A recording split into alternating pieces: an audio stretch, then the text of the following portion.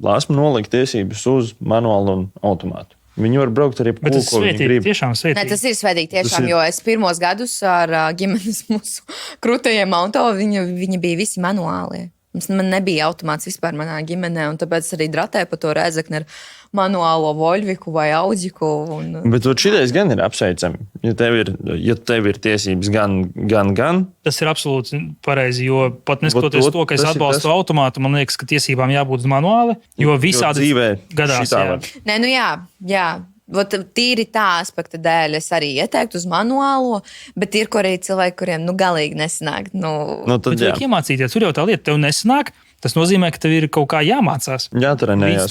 Līdz tu iemācies. Jo tikpat labi, ja tu nemāki braukt ar manuāli, vai tu būsi labs šoferis ar automātisko kārbu, es nezinu, man ir ļoti liels bažas par to. Nopietni? Jā, ja cilvēks nemāk braukt pašā saknē. Tu tā uzskati? Tas ir mans personīgais viedoklis.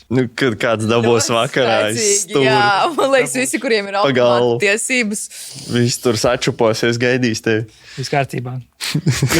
Jūs varat braukt ar automātiem. Es tā vienkārši tagad aizdomājos. Man ir draugi, kuriem ir tikai automāta tiesības. Ir, bet tādā veidā jūs sevi ierobežojat, ja jūs noliekat tiesības tikai uz automātu. Bet ja cilvēks zina, ka viņam nevajadzēs, viņš zina, ka viņš brauks tikai ar tādiem auto. Nekad nevar zināt.